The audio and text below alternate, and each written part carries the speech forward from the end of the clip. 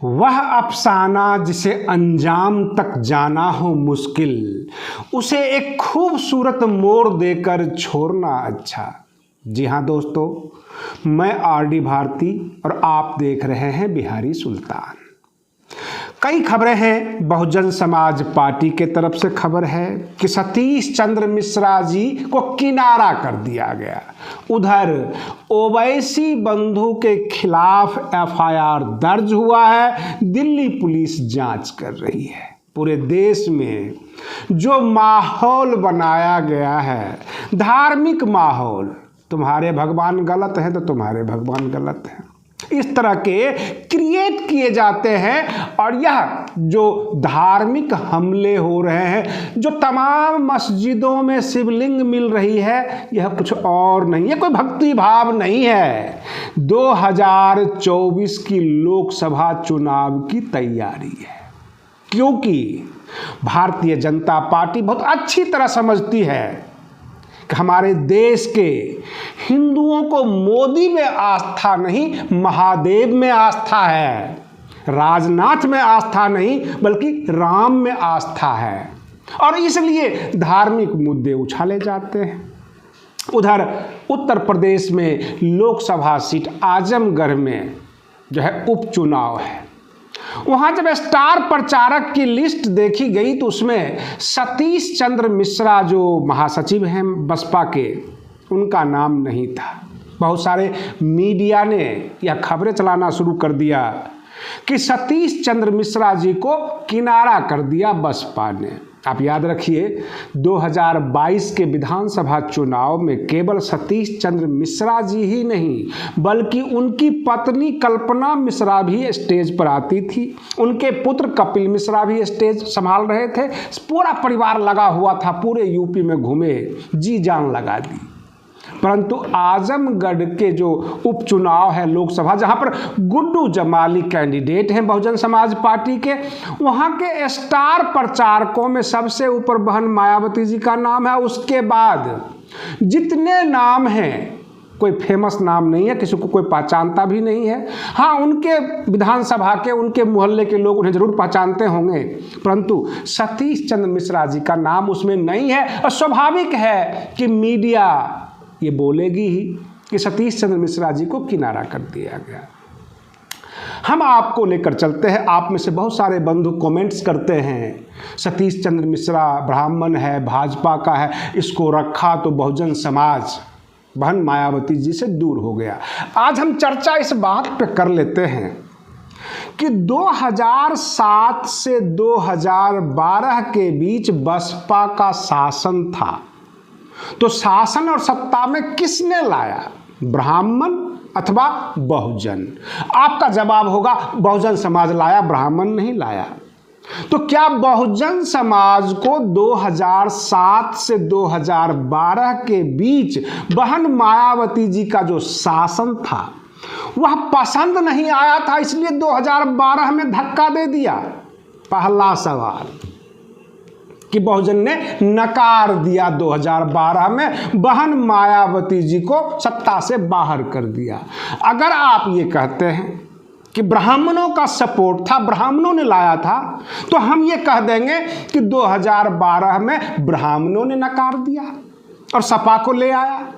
चलिए, 2012 से 2017 अखिलेश यादव जी का शासनकाल था। क्या 2017 में भी बहुजन समाज ने साथ नहीं दिया, या ये कह दें कि ब्राह्मणों ने पसंद नहीं किया और 2017 में ब्राह्मणों ने भाजपा को दिया साथ? कहने का हमारा मतलब यह है, आप अपने ही बातों में फंस रहे हैं। अगर आप यह कहते हैं कि 2007 से 2012 के बीच बहुजन समाज ने बहन मायावती जी को सत्ता में लाई थी, ब्राह्मण ने कोई सपोर्ट नहीं किया, तो हम ये कहेंगे कि 2012 में बहुजन समाज ने बहन मायावती जी को नकार दिया। अगर आप कहते हैं ब्राह्मण के समर्थन से आए हैं, तो हम ये कहेंगे कि ब्राह्मणों ने नकार दिया, सहयोग नहीं दिया।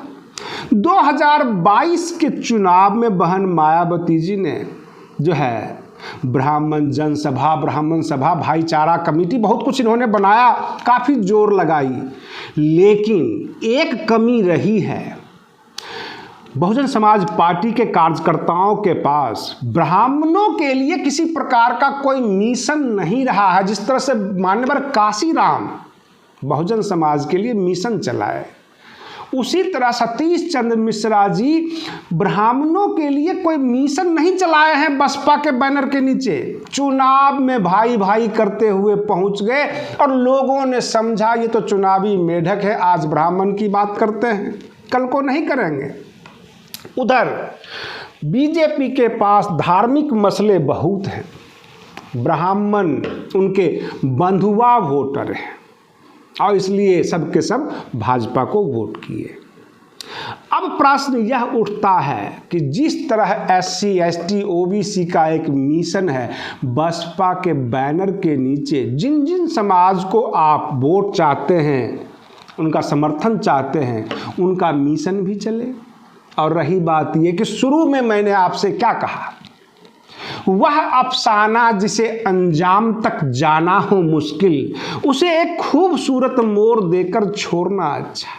बहन मायावती जी अगर रैलियां नहीं कर सकती, सड़कों पे नहीं उतर सकती, मान्यवर काशीराम की वह आंदोलन को याद नहीं दिला सकती, तो एक मजबूत याद दिलाने वाला, मिशन चलाने वाला कोई राष्ट्रीय अध्यक्ष चुन लिया जाए बसपा के लिए। उपचुनाव में आपने लड़ा दिया, बाकी जगह चुनाव लड़ते हैं, खुद बहन मायावती जी रैलियां नहीं करती, जो उनके और भी कद्दावर नेता हैं उनमें से अब नए नए नाम आते हैं जिनका नाम कोई जानता नहीं है, ना वो किसी ने कोई कमाल करके दिखाया है। बहन मायावती जी का अपना इतिहास है, बाकी जो स्टार प्रचारक बनाए जाते हैं उनका कोई इतिहास नहीं है।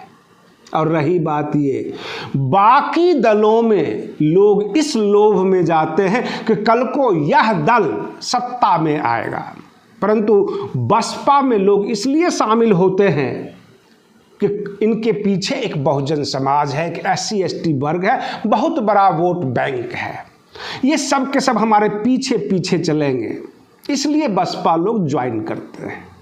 बहन मायावती जी समझ नहीं पा रही हैं या उनको कोई समझाने को तैयार नहीं है कि आम जनता, बहुजन समाज जिसमें SC ST OBC माइनॉरिटीज है, इनके बीच जाइए, इनसे हाल चाल पूछ लीजिए, इनके परिवार के बारे में जानने की कोशिश कीजिए और कभी कभार कुछ भला कर दीजिए।